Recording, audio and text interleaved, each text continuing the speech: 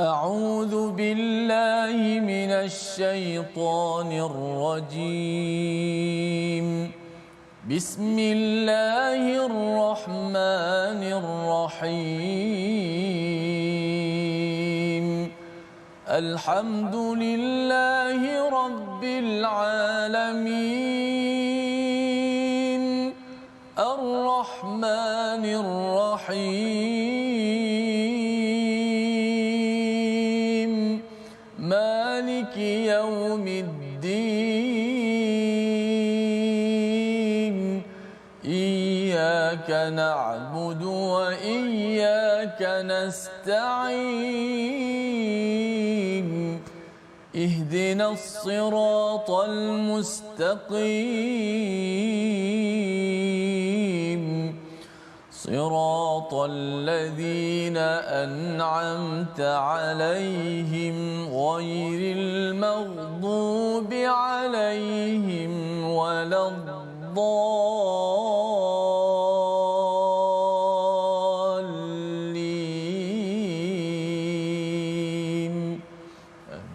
Assalamualaikum warahmatullahi wabarakatuh. Alhamdulillah wassalatu wassalamu ala Rasulillah wa ala alihi wa man wala syada la ilaha illallah syada Muhammadan abduhu wa rasuluhu. Allahumma salli ala sayidina Muhammad wa ala alihi wa sahbihi ajma'in. Amma ba'du. Apa khabar tuan-tuan dan puan yang dirahmati Allah sekalian? Kita bertemu My Quran Time baca faham amal pada hari ini halaman yang ke-503 ya, bersama dalam surah Al-Ahqaf bersama Ustaz Tirmizi Ali. Apa khabar Ustaz? Alhamdulillah, Safar. Alhamdulillah Ustaz, kita dah hari Khamis hari ini. Betul. Ya, dan tak lama lagi kita habis Syawal kita dan bersedia kita menuju kepada Zulqaidah Zulhijjah kita pula Ustaz ya. Jadi apa persediaan Ustaz untuk raya haji pula pada tahun ini? Ya, sekarang ni kalau di masjid jemaah-jemaah dah tanya, Ustaz, tahun ni korban macam mana? Saya nak 3 ekor, ada yang nak 2-3 bahagian. Mereka sudah bersiap sedia, ada yang dah mula menabung, menyimpan wang untuk hari penting nanti, hari yang sangat besar, merupakan perayaan seterusnya, perayaan yang kedua bagi umat Islam. InsyaAllah itu adalah penting Ustaz ya. Kalau katakan hari raya hari itu adik-adik anak-anak kita ada duit raya. Betul. Maksudnya kalau boleh menabung dengan mak ayahnya sekali untuk berkorban. Jangan dikumpul-kumpul saja duit tetapi tidak mahu berkorban. Dan ini yang melatari menuju ke hujung My Quran Time kita, sekitar 100 halaman lagi Ustaz ya. Moga-moga ianya menyebabkan kita mengambil ruang yang ada, peluang yang ada, dan kita mulakan majlis kita dengan subhanakala ilmalana illa ma 'allamtana innaka antal alimul hakim rabbi zidni ilma. Moga-moga Allah menambahkan keberkatan dan juga kebaikan dalam kita melakukan mendalami ilmu yang ada. Kita lihat apakah sinopsis bagi halaman 503. Kita saksikan daripada ayat yang ke-6 hingga ayat yang ke-9. Ya, ayat yang ke-6 bercerita tentang hari kiamat dan sembahan orang musyrik yang menjadi musuh kepada mereka, dan diikuti pada ayat 7 hingga 9 syubhah orang musyrik terkait dengan wahyu, kenabian dan al-Quran. Bagaimana cara fikir, cara kefahaman mereka itu yang keliru. Diikuti pada ayat 10 hingga ayat yang ke-14 al-Quran sebagai kalam Allah yang membawa kebenaran, al-haqq, dan sikap orang kafir dan muslim terhadap al-Quran yang perlu kita ulang, yang perlu kita perjuangkan. Mari sama-sama kita baca ayat 6 hingga ayat yang ke-10 pada hari ini untuk sama-sama kita meneruskan lagi komitmen kita beribadah, membaca al-Quran dan mentadabbur isi kandungannya bersama Ustaz Tirmizi. Alhamdulillah, wassalatu wassalamu ala Rasulillah wa ba'd. Terima kasih kepada sahabat saya Fadil Ustaz Fazrul. Penonton-penonton, sahabat-sahabat Al-Quran sekalian, alhamdulillah, syukur banyak-banyak kita pada Allah Subhanahu Wa Taala dapat meneruskan lagi My Quran Time kita pada kali ini, hari Khamis. Seperti biasa, kita share, kita sebarkan majlis ilmu kita ini, hantar kepada grup-grup WhatsApp yang ada, ajak seramai mungkin ahli keluarga kita. Mudah-mudahan manfaat daripada surah Al-Ahqaf dapat sama-sama kita belajar. Mungkin bagi setengah orang surah Al-Ahqaf jarang kita baca ataupun jarang ditemui, jarang diperbincangkan. Tambahan semalam pula ada perkataan yang lain sikit, kena baca dengan seperti ibdal, nak kena tukar pula hamzah jadi huruf mat. Itu ni orang lain tak pernah dengar macam tu. Sudah pasti kalau kita lihat pada isi-isinya juga satu mesej yang penting untuk kita belajar. Ayat 6 hingga ayat 10. Jom sama-sama kita mulakan dengan Taranum Bayati.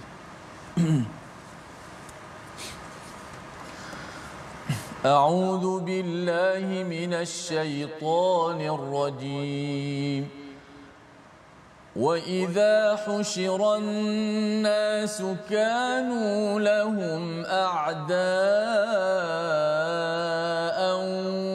وكانوا بعبادتهم كافرين وإذا تتلى عليهم آياتنا بينات قال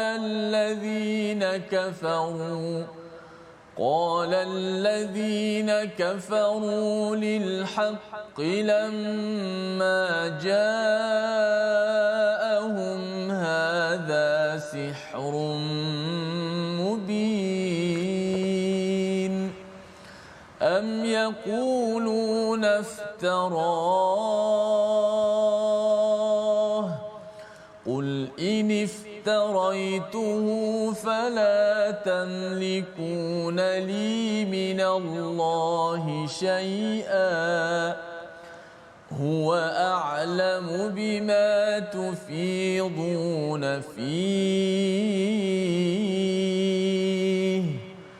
كفى به شهيدا بيني وبينكم وهو الغفور الرحيم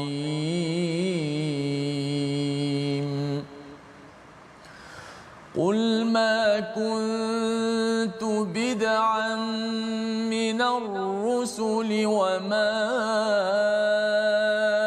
أدري ما يفعل بي ولا بكم إن أتبع إلا ما يوحى إلي وما أنا إلا نذير مبين قل أرأيتم إن كان من عند الله وكفرتم به وشهد شاهد من بني إسرائيل على مثله فآمن واستكبرتم إن الله لا يهدي القوم الظالمين. صدق الله. Surah Al-Azim, itulah bacaan ayat yang ke-6 hingga ayat yang ke-10 untuk sama-sama kita menyambung surah Al-Ahqaf, surah yang terakhir daripada surah yang kita lihat. Kalau selepas ini surah yang ke-47 surah Muhammad, ya, tidak ada lagi Hamim, Ustaz, ya. Jadi surah Al-Ahqaf ini adalah surah akhir daripada kumpulan Hawamim yang mengingatkan kepada kita bahawa kita perlu beriman kepada Al-Quran dan mengapa Quran itu penting, kita akan bincang selepas ini. Tetapi di akhirat nanti dikumpulkan semua manusia, kanu lahum a'da'a, iaitu mereka berhala itu akan menjadi musuh, ya, menjadi musuh. Dan kita kena faham bahawa bila bercakap tentang berhala ini bukan sekadar yang batu tu saja, Ustaz, ya. Itu satu, tapi ideologi, dan lebih daripada itu ideologi yang dibawa oleh manusia ataupun kadang-kadang lebih daripada itu wakanu bi'ibadatihim kafirin, iaitu semua berhala-berhala yang disembah itu dia kafir, iaitu dia mengingkari segala ibadah, segala ketundukan yang dibuat oleh manusia kepada mereka, ya. Sama ada pada berhala pun boleh bercakap, dia kata apasal kau sembah aku, contohnya. Dan yang keduanya, kalau ada yang sembah kepada Nabi Isa, saatnya masuk agama Kristian, kata Nabi Isa ni anak Tuhan lah, dia pergi kepada kubur, dia kata kubur ni boleh tolong dia untuk jadi kaya, jadi macam-macam. Pada waktu itu ialah Nabi Isa pun cakap tak ada pula saya menyeru mereka ini untuk mengabdikan diri kepada Nabi Isa ataupun mana-mana tokoh wali dan sebagainya. Jadi ini adalah perkara yang berlaku di akhirat. Allah bongkarkan untuk kita dapat berfikir secara lurus, ya, secara matang.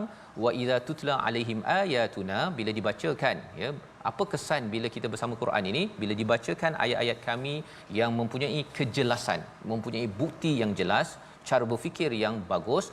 Qala allazina kafaru lil haqq, ya, orang-orang kafir bercakap kepada kebenaran ini, lamma ja'ahum hadza sihrun mubin. Ini semuanya sihir. Ini semua sihir. Dan ini kalau kita tengok sepanjang sejarah, memang cara orang-orang yang kufur kepada al-Quran kebenaran ini, mereka tak suka Ustaz, ya. Pasal apa? Pasal dalam Quran ini ada bayinat, ada hujah. Hujah ini cara berfikir lurus. Ya, bila kita pergi mahkamah kan ada hujah. Jadi yang salah, yang betul. Jadi apabila kemahiran berhujah ataupun cara berfikir yang jelas itu dibawakan, orang-orang kafir ini tidak suka. Kerana apa? Kerana dengan cara berfikir yang bengkok itu, mereka boleh tipu orang lain, mereka boleh memperkotak-katikkan peminat ataupun rakyat ataupun pengikut-pengikut yang ada di sekitar mereka, dan mereka boleh jadi kaya, mereka boleh jadi orang yang berpengaruh. Jadi ini yang ada dalam al-Quran. Bila kita selalu membaca al-Quran ini, cara berfikir kita itu akan diluruskan. Itu yang kita puji pada Allah dalam surah Al-Kahfi, lam yaj'al lahu iwaja. Tidak ada kebengkokan di dalam al-Quran ini. Pada ayat yang ke-8, am yaqulu naftarah, ya, apa lagi yang mereka cakap, mereka tuduh pada nabi selain daripada sihir ini, pasal mereka tak ada point lain, mereka rasa macam memang mengkagumkan Quran, tetapi mereka tidak mahu iktiraf, maka mereka kata sihir saja. Di dalam perkataan sihir itu sebenarnya mereka nak mengiktiraf bahawa ada sesuatu yang hebat, magic, ya, ajaba, tetapi mereka tak nak guna perkataan yang bagus, mereka guna perkataan sihir di dalam ayat yang ke-7.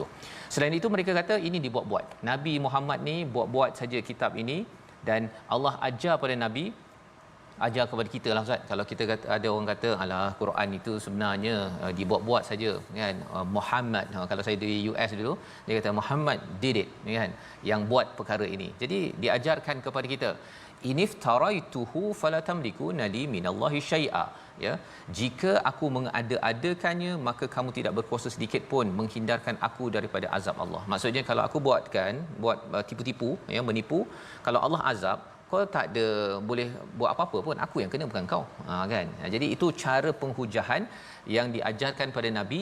Nak ceritanya ialah, saya tak berbaloi untuk tipu, untuk mengajak kamu kepada kebaikan. Kalau ajak kepada kayakan saya, tolong saya nak scam awak, yang itu mungkinlah agak berbaloi kan, tetapi ini saya bukan nak ajak kepada ni, saya ada reward, saya ada ganjaran daripada Allah Subhanahu Wa Taala. Huwa a'lamu bima tufiduna fi, Allah mengetahui apa yang kamu muntahkan. Ya, tufidun ini muntahkan perkataan-perkataan yang tidak betul.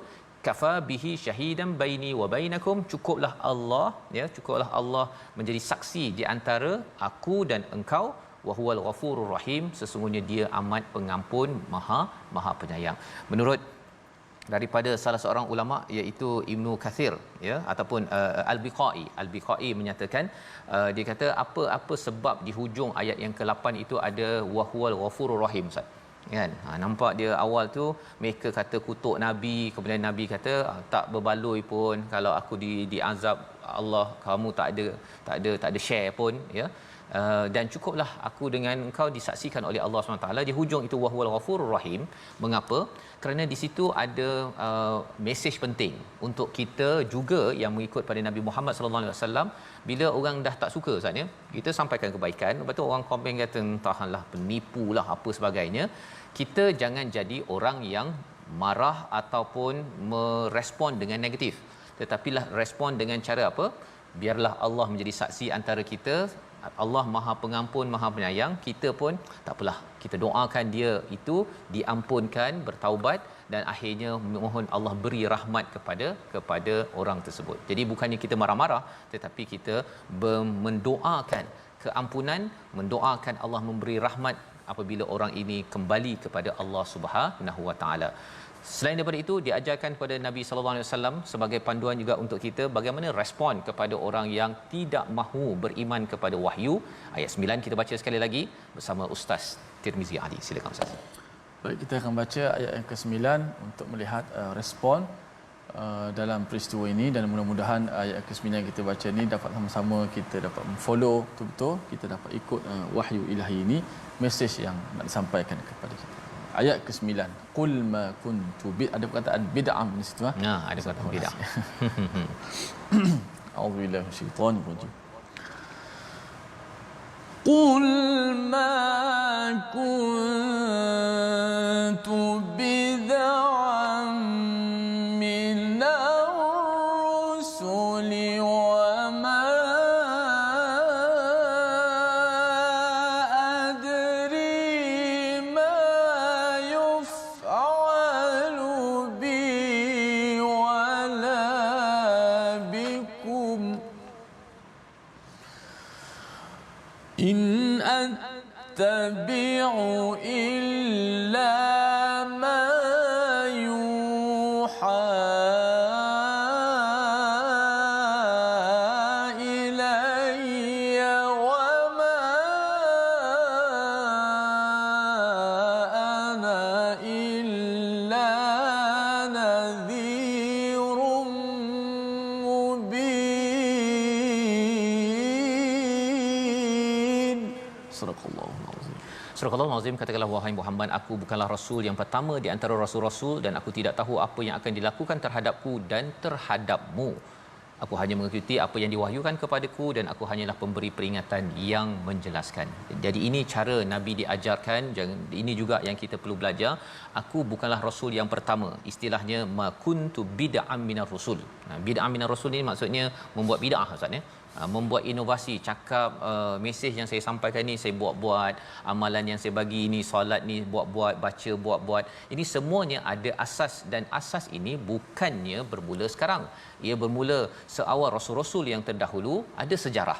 Ada sejarahnya, ada panduannya dan Nabi diajar wama adri ma yuf'alu bi wala bikum. Aku tak tahu apa yang akan dilakukan oleh diriku dan oleh dirimu. Tak ada pula dengan apa yang disampaikan dalam al-Quran ini menyebabkan Nabi boleh baca orang lain, ya, boleh teka, okey, nanti 3 tahun lagi awak kena pakai kereta merah pasal tarikh lahir awak begini. Tak ada. Itu bukan diajarkan oleh Nabi sallallahu alaihi wasallam. Tak ada teka-teka ke depan. Yang diajarkan oleh Nabi, yang dibuat oleh Nabi, in attabi'u illa ma yuha ilai. Aku ni ikut wahyu je. Begitu je Ustaz ya. Jadi kalau kita ada orang kata penipulah, ya, kamu ni buat-buatlah, sebenarnya ada sejarah, boleh tengok sejarah. Dan saya ni ikut mana yang telah diarahkan oleh Allah, wa ma ana illa nadhirun mubin. Aku ini tidaklah kecuali menyampaikan, memberi nadhir, iaitu memberi peringatan dengan jelas dan terang. Jadi ini adalah tugas Nabi Ustaz ya. Ceritakan balik semula dan tidak boleh pula saya yang si Rasul Nabi sallallahu alaihi wasallam claim lebih daripada apa yang mampu. Dan perjuangan Nabi adalah untuk mengingatkan manusia kepada Allah, kepada wahyu. Bukannya sila ikut saya, nanti undi saya. Bukan begitu. Ya, tak ada udang di sebalik mi. Sebenarnya Allah, Nabi sallallahu alaihi wasallam nak semua manusia ikut kepada Quran, kepada wahyu yang diberikan kepada Nabi sallallahu alaihi wasallam. Dan pelajaran untuk kita apa? Perjuangan kita, kalau kita ada apa-apa pun, kita mesti bawakan orang kepada paling tinggi, wahyu Allah Subhanahu Wa Taala. Walaupun kita ada follower ke, kita ni nak jadi pemimpin, nak jadi YB ke, pastikan yang paling tingginya sila ikut wahyu. Kalau ikut pada saya, ya, ataupun nanti kita akan berikan kemajuan 3 tahun daripada sekarang, tetapi bila kita tak utamakan kepada apa yang Tuhan cakap, ya, untuk memperjuangkan kebaikan, kadang-kadang kita bagi manifesto kosong je Ustaz.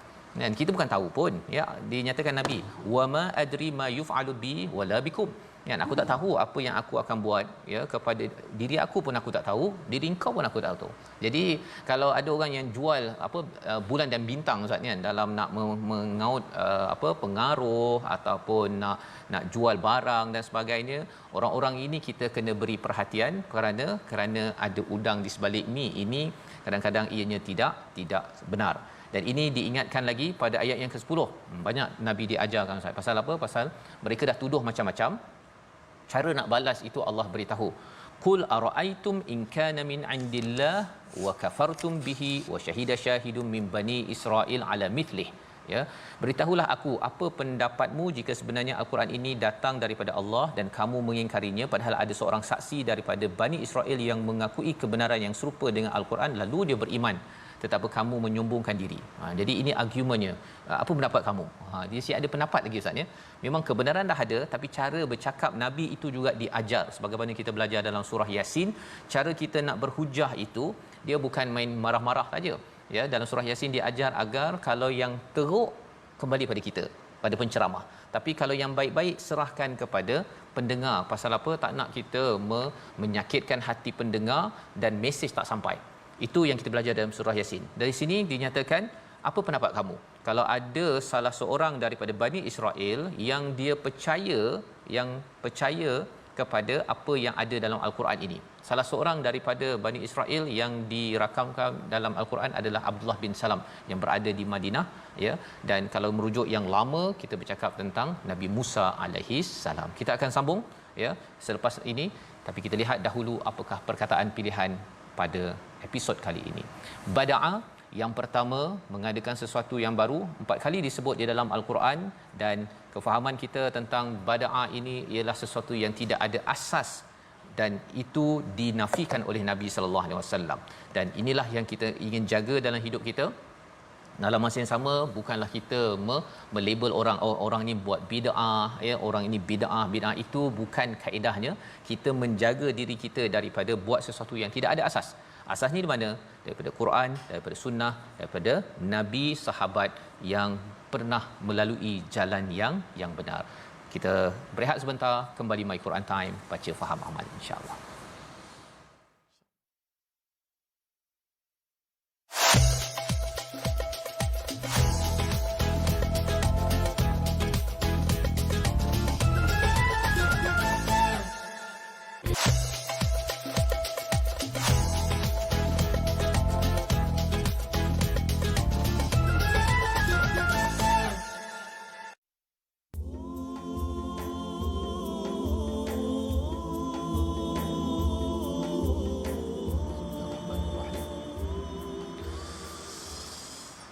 إن الذين قالوا ربنا الله ثم استقاموا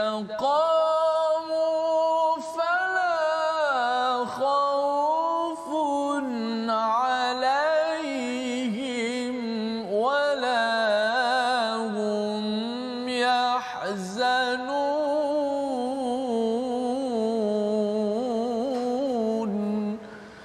Sesungguhnya orang-orang yang berkata Tuhan kami adalah Allah, kemudian mereka tetap istiqamah, tidak ada rasa bimbang pada mereka dan mereka tidak pula bersedih hati.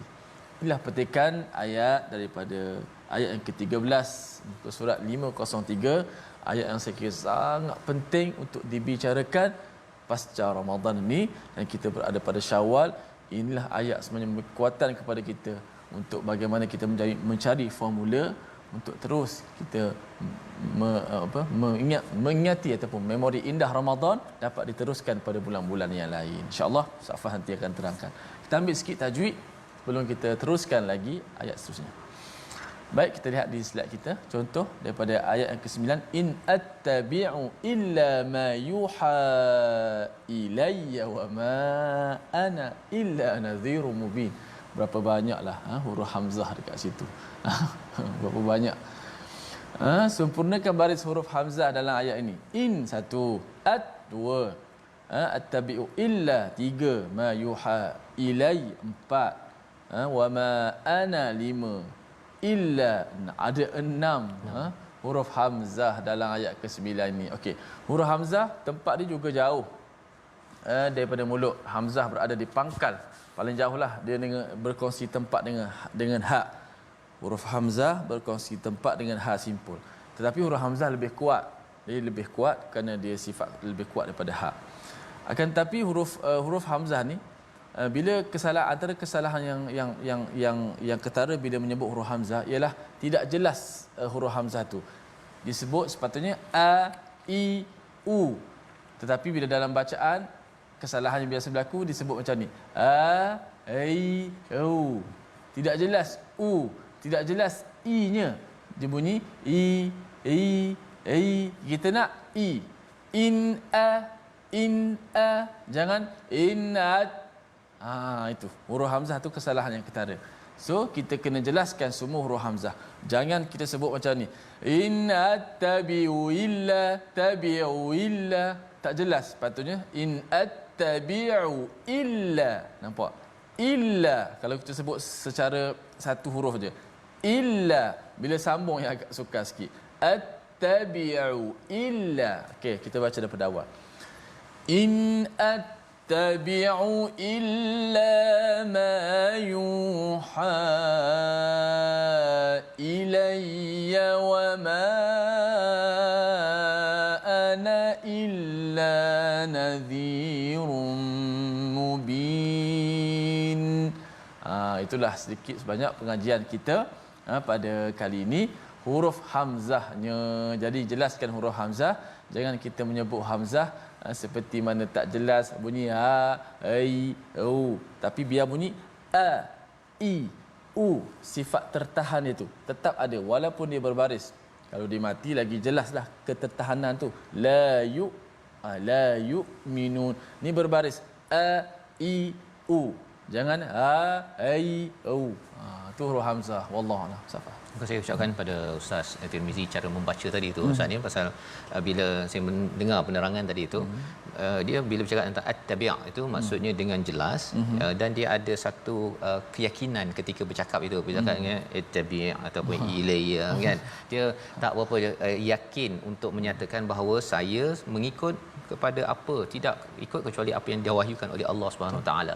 Jadi bacaan itu sendiri pun memberi kesan kalau kita baca dengan jelas Ustaz ya, kecuali berbanding dengan kalau kita main-main saja menjelaskan alif tersebut, sehingga akan memberi kesan kepada keyakinan kita bahawa saya ikut hanya kepada Allah dan wama ana illa nadhirum mubin, tidaklah aku ini kecuali menjadi pemberi peringatan yang jelas. Itu ayat yang ke-9.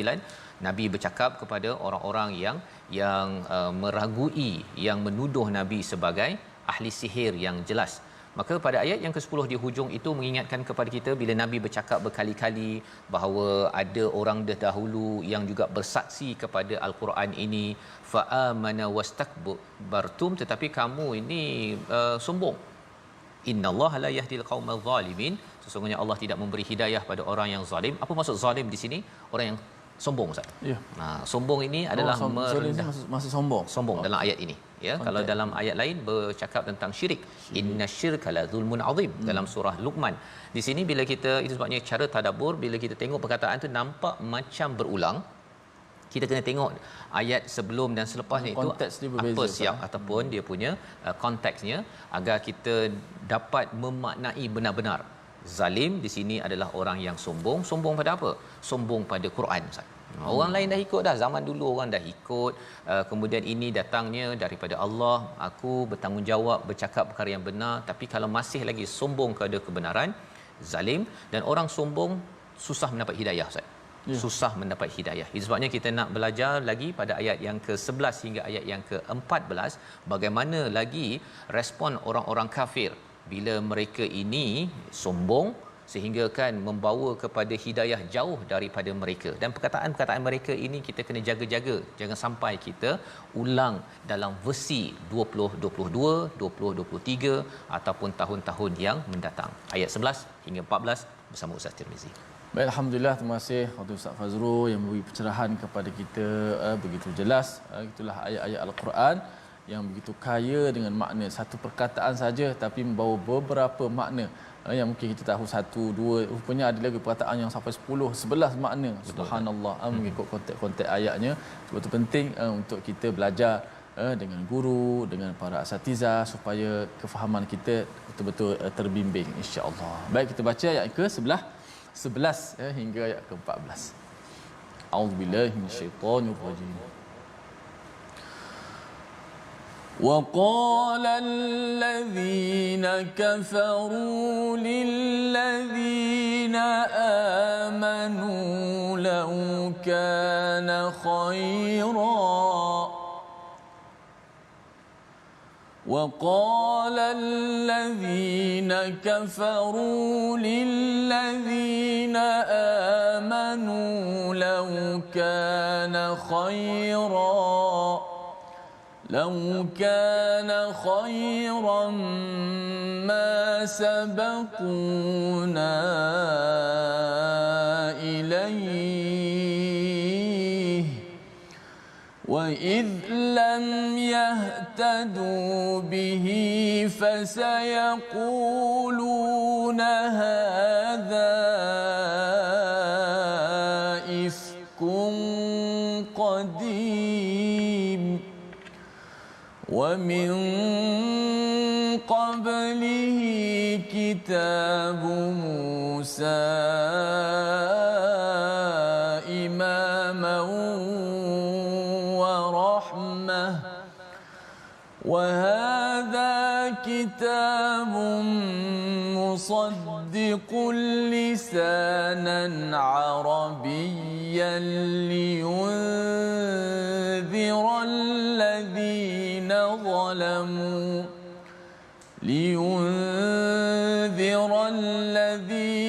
ظلموا وبشرى للمحسنين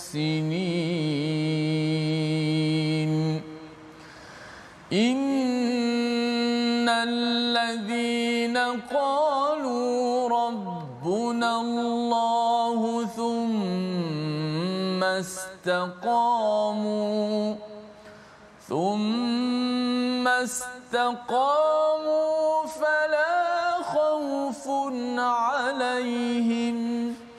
فلا خوف عليهم ولا هم يحزنون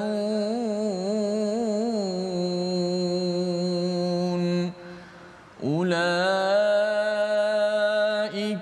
أصحاب الجنة خالدين فيها جزاء بما كانوا يعملون صدق الله العظيم. Surah Al-Azim ayat yang ke-11 hingga 14 kita menyambung kepada bagaimana kita memahami respon orang-orang yang kafir. Wa qala allazina kafaru lil ladzina amanu, orang kafir pada zaman Nabi itu bercakap kepada orang beriman, law kana khairan ma sabaquna ilaih, iaitu kalaulah ada kebaikan dalam al-Quran ni, kalau Quran ni ada kebaikan, kami ini dah mendahului dah mereka. Siapa mereka itu? Masabaquna ilaih, iaitu kepada orang-orang miskin seperti Bilal, seperti Habbab, seperti Ammar, seperti siapa lagi? Suhaib misalnya. Kalau di Mekah itu mereka orang-orang miskin, orang-orang yang tak berapa tinggi pangkatnya, ini dahulu yang mengikut Nabi. Jadi orang-orang yang sombong, dia kata apa? Kalaulah Quran ni ada kebaikan, ada nilai berbaloi untuk kami ikut dulu. Kan? Berbanding dengan mereka. Jadi mereka dahlah pergi kecilkan orang yang ikut keimanan, kemudian dia cakap Quran ni kalau ada kebaikan. Sombong sangat Ustaz ni. Dahlah dia memperkecilkan Quran, memperkecilkan orang yang ikut Quran. Jadi dalam kehidupan kita ini jangan sampai kita tengok kalau orang yang baca Quran ni geng-geng elit, orang kaya, saya pergi. Kalau orang biasa-biasa ni saya tak masuk geng ini pasal saya pembaca Quran geng elit. Itu jangan diwujudkan ya, kerana dengan Quran ini kita sama, dan bila mereka cakap begini, kesombongan itu menyebabkan mereka itu tidak mendapat hidayah. Wa idh lam yahtadu bihi fasayaquluna hadza ifkun qadim, iaitu kerana mereka tidak mendapat hidayah tersebut, mereka sampai sanggup menyatakan ini adalah kebohongan yang awal, orang lama punya cerita, tak relevan untuk kami. Itu istilah zaman ini. Jadi tuan-tuan, pada ayat 11 ini membongkar kepada rahsia orang yang sombong, dia akan tidak diberi hidayah. Bila orang itu tidak diberi hidayah, orang ini selalu merasakan Quran ini tidak relevan. Dia merasakan bahawa ini 1400 tahun punya perkataan, tidak berkait dengan bisnes saya, kebahagiaan keluarga saya, untuk saya maju. Ia tidak nampak perkara tersebut. Ayat yang ke-12, wa min qablihi, iaitu dan dari sebelum al-Quran itu telah ada kitab daripada Nabi Musa, ya, sebagai petunjuk dan rahmat. Ya, kitab Nabi Musa iaitu Taurat. menjadi petunjuk imam, ya, yang memimpin. Bila cakap imam ni ustaz ni, dia mesti berada kat depan.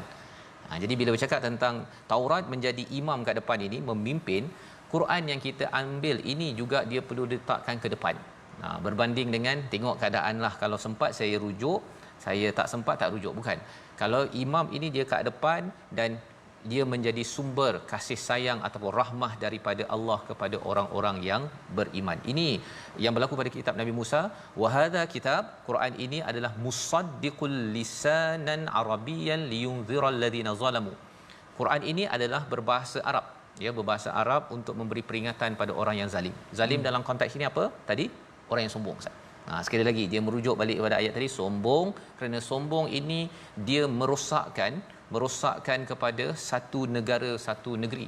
Pasal kalau contohnya lah seorang ayah sombong tak nak baca Quran, kesannya apa? Ialah dia akan jadi sombong kepada Quran. Pada Allah dia sombong, dengan isteri, dengan anak dia pelempang apa, dia tak kisah pun. Kata saya suami, dia akan cakap begitu. Tetapi kalau kita selalu kena lempang dengan Quran, Ustaz ni, kena selalu tang rasa setiap kali kita dengar alamak kena lagi, akhirnya si ayah itu dia rasa saya ada kelemahan. Kalau anak abah, ya, isteri ada saya kelemahan, tegur jelah.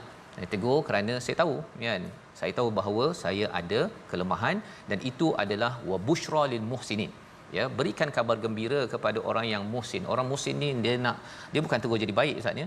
Dia ada proses untuk dia baiki lagi apa yang ada. Solatnya tak sempurna, ya, baca Quran tadi kita belajar, Ustaz, ya.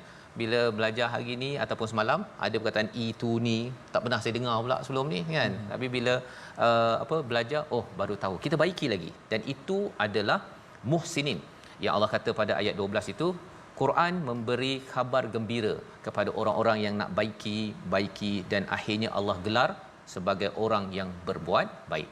Ayat 13, ini perkataan orang yang nak buat baik, Ustaz. Kita dah baca tadi tapi nak ulang sekali lagi. Ayat ini kita pernah jumpa sebelum ini.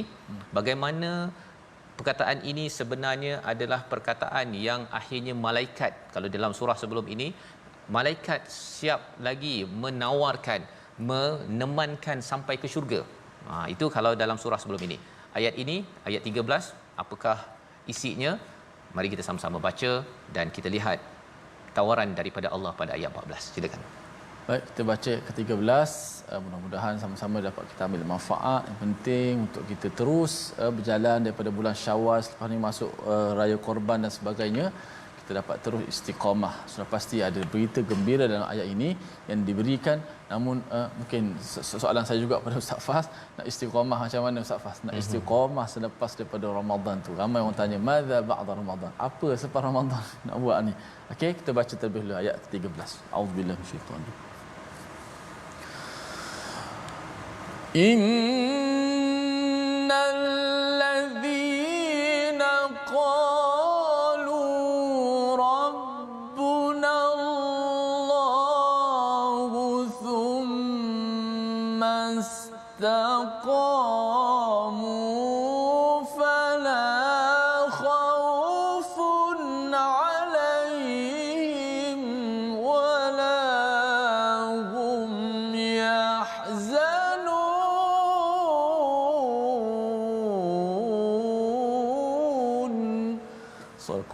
Sesungguhnya orang-orang yang berkata Tuhan kami adalah Allah, kemudian mereka tetap istiqamah, tidak ada rasa bimbang pada mereka dan mereka tidak akan bersedih hati. Inilah ganjaran kepada mereka yang pertama menyatakan apa? Rabbunallah, Tuhan kami adalah Allah Subhanahu Wa Taala. Maksudnya ini bab tauhid. Tauhid pada Ramadan itu pasal kita banyak ingat Allah, pasal solat kita, dengan puasa kita, dengan sedekah kita, dengan witir, tarawih kita. Rabbunallah kita pada Ramadan itu banyak. Jadi kesannya itu dia memberi kita istiqamah. Ya, dan kita istiqamah, satu kita konsisten, tapi yang keduanya istiqamah ni daripada perkataan qama. Iqamah itu kita cuba untuk selalu mendirikan agama dalam diri kita. Itu kesan apabila kita bercakap tentang thummastaqamu, ya, di mana kita istiqamah cuba untuk mendirikan. Dan bila kita berdiri kita kena sedar, maksudnya kena sedar diri kita.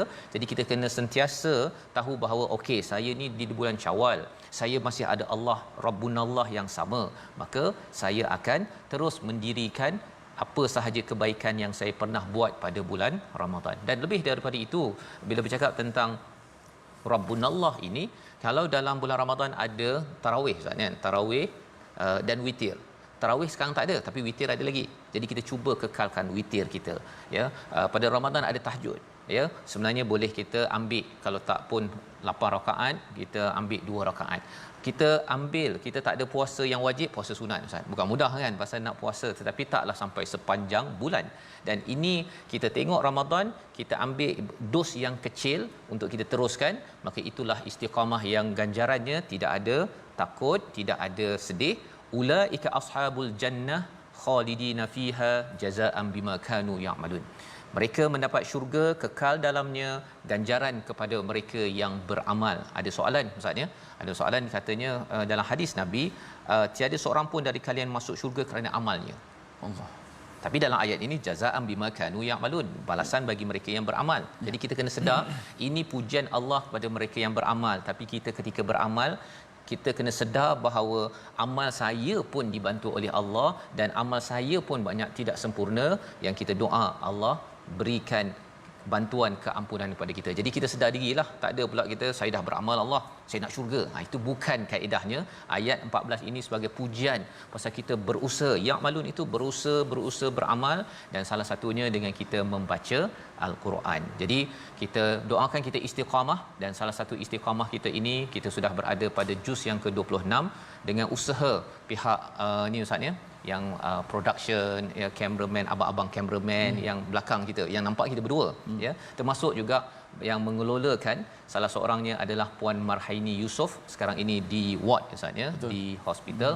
Jadi dengan sakit yang ada, kita doakan sama-sama pada penggerak ya, salah seorangnya Puan Marhaini diberikan, mohon kepada tuan-tuan untuk kita doakan kesembuhan, kerana kita nak menerus sampai kepada juz yang 30, dan kalau boleh ada Quran time yang kedua Ustaz kan, dengan usaha, dengan izin Allah, penggerak-penggerak dan juga semua di TV Al-Hijrah dan di Yayasan Warisan Ummah Ikhlas. Membawa pada resolusi kita pada hari ini, kita saksikan. Yang pertama, kita teruskan mesej dakwah agar syiar Islam terus tersebar. Yang kedua, perhatikan isi kandungan Al-Quran dan akui kebenarannya, jangan sombong. Dan yang ketiga, teguh pendirian dalam akidah yang benar dan tetap melakukan amal soleh. Silakan Ustaz. Bismillahirrahmanirrahim. Alhamdulillah wassalatu wassalamu ala Rasulillah wa ala alihi wasahbihi ajma'in. Ya Allah, Tuhan kami mohon kepada-Mu ya Allah, ampunkanlah dosa-dosa kami ya Allah, ampunlah segala salah silap kami ya Allah. Berikanlah kesabaran kepada kami untuk sentiasa kami mengikut sunnah Nabi kami Muhammad sallallahu alaihi wasallam, perjuangkan Al-Quran Karim ya Allah. Ya Allah, sembuhkanlah sahabat-sahabat yang sakit di kalangan kami ya Allah. Ya Allah, sembuhkanlah sahabat-sahabat kami yang sakit di kalangan kami ini ya Allah. Antaranya Puan Marhaini Yusof ya Allah, yang merupakan penggerak utama dalam rancangan My Quran Time ini. Moga-moga diberikan kesihatan, kesembuhan yang segera ya Allah, tanpa penderitaan ya Allah. Berilah kebaikan kepadanya ya Allah, dan berilah ganjaran pahala kepadanya di atas ujian ini, gantikanlah yang lebih baik ya Allah. Ya Rabbal Alamin. Allahumma anta syafi la shifaa illa shifaa'uk, shifaan la yughadiru saqaman wala alaman, birahmatika ya arhamar rahimin. Wa sallallahu wasallam wa baraka ala Muhammad wa ala alihi wasahbihi wasallam. Walhamdulillah. Amin ya rabbal alamin. Moga-moga Allah mengabulkan doa kita pada hari ini selepas kita membaca Al-Quran. Kita harapkan ini amal soleh yang Allah terima, dan dijemput pada tuan-tuan untuk terus kita beramal dengan tabung gerakan Al-Quran. Sumbangan tuan-tuan yang pastinya kita doakan sampai ke hujung My Quran Time dan dapat diteruskan, dan juga kepada organisasi yang memerlukan, saya nak buat program Al-Quran, saya perlukan bantuan ya, berhubung dengan yayasan untuk kita sama-sama saling membantu untuk kita melebarkan mesej Al-Quran ini sendiri. Kita bertemu lagi pada halaman 504, ada ayat amat penting pasal ibu bapa hari esok. Kita berhenti dahulu, berehat dahulu, kita sambung hari esok insya-Allah. My Quran Time, baca, faham, amal insya-Allah.